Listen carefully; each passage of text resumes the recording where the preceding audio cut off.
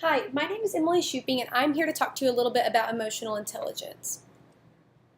So, our assignment overview. We were asked to look at the target population of 16 to 24-year-olds that are aging out of juvenile detention, foster care, and incarceration, gain some insight into this population, and find one key skill set that they're lacking that we think they need to obtain in order to find success in life and in entrepreneurship. So to begin with, I conducted a couple of interviews with Chauncey Murch and Travis Mitchell, both of whom work with at-risk adolescents who have gone through trauma, been in and out of foster care and juvenile detention centers, and have a wide range of emotional, psychological, and behavioral issues. So findings that I learned from them about what skill sets they're missing are that this population is largely missing coping skills, emotional intelligence, and emotional regulation skills, and they're lacking positive reinforcement in their lives. So what is emotional intelligence? It was formally described by Salvi and Meyer in 1990. It's the ability to monitor one's own and others' feelings and emotions and discriminate among them to use this information as a guide to one's thinking. It was popularized by Goleman in 1998, who described the construct as an array of positive attributes including political awareness, self-confidence, conscientiousness, and achievement motives. So what does EI entail? Emotional intelligence serves as a construct for real-world problem solving.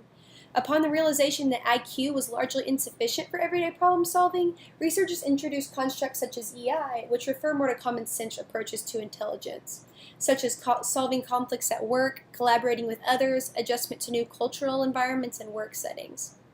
In construct to abstract academic intelligence, practical intelligence is directed at one's short and long-term goals and is employed to solve problems important to one's emotions, well-being, needs, and plans for survival. There are 4 branches of emotional intelligence as described by Meyer and Salvi in their 1997 model. These include the ability to accurately perceive emotions in oneself and others, the ability to use emotions to facilitate thought, the ability to understand emotions, emotional language, and the signals conveyed by emotions, and the ability to manage emotions to obtain specific goals. So what are some problems associated with low levels of emotional intelligence? It's suggested that when individuals are unable to control emotions, there's the potential for them to overwhelm their rational thought process, and that results in primitive fight or flight responses. These considerations link to the results of additional studies which connect low EI to stress vulnerability, maladaptive coping skills, and problem behaviors. Further, when adolescents have poor decision-making abilities, they're more susceptible to engaging in behaviors that lead to poor life outcomes. Students with delinquent behaviors often struggle with difficult personal and emotional problems, and psychological factors such as EI could be an important factor to provide protection against delinquent behavior and violent behavior patterns. So what's the connection between EI and delinquent behavior? McCown, Johnson, and Austin present evidence that young adults with social and criminal problems lack skills in monitoring and interpreting emotions in others. They attributed this inability to a lack of emotional intelligence. And research shows that we're not innately born with EI skills, but we learn these from life experiences and those from people closest to us. So if our models are dysfunctional and they don't handle daily problems of life appropriately, we are very likely to handle them inappropriately as well. So also the prolonged history of psychological invalidation leads to a pattern of misbehavior, and research reveals a positive relationship for scores of emotional intelligence and social success. So, emotional training. Since a large majority of individuals in this population have been subjected to invalidation throughout their lifetime due to their pattern of misbehavior, growing up in unstable environments, and not having their basic emotional needs met, one of the first things we need to do is help them feel validated, meaning they need to feel understood and respected. And this is helpful to explain the what, why, and how behind what you're teaching them and make these issues important to their lives. So relate what you're learning to real life situations. And a 2011 study by Brackett, Rivers, and Salvi confirmed that emotional intelligence can be measured objectively, that it predicts life outcomes, and that it appears that these skills that comprise the construct can be taught, learned, and developed. So why is entrepreneurship and EI training more likely to connect with and motivate at-risk and delinquent young adults?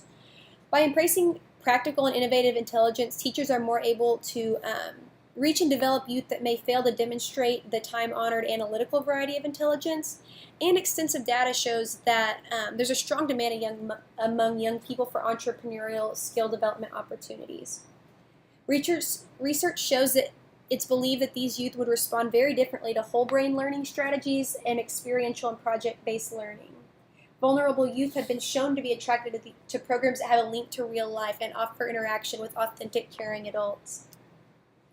So how does EI training fit into an overall curriculum about entrepreneurship? EI skills are extremely important for facilitating successful interactions across all spectrums of life, especially business and career aspects. However, these skills needed in order to be successful in entrepreneurship require higher levels of personal growth in order to obtain the capacities needed to grow a business. So here are some key skills that I believe this population is missing that are absolutely fundamental to achieving success in entrepreneurship and in life. So how does emotional intelligence relate to each of these skills? So EI is postulated to promote positive social functioning by helping individuals detect each other's emotional states, adopt perspectives, and enhance communication and regulate behavior. People with higher EI tend to be more socially competent and have better quality relationships. Self-motivation. Motivation is also shown to be statistically significant with delinquent behavior. Motivations are an emotional tendency that guides and facilitates us towards goal achievement. So that if you don't have the determination to achieve a goal in your work, motivating that through EI is a great way to go. Resiliency and adaptability. Fostering EI skills can lead to greater resiliency. Goldman cited multiple examples of resilient people whose success was not dependent on their good jobs or circumstances, but their ability to handle and control emotions and get along with other people. Self-efficacy.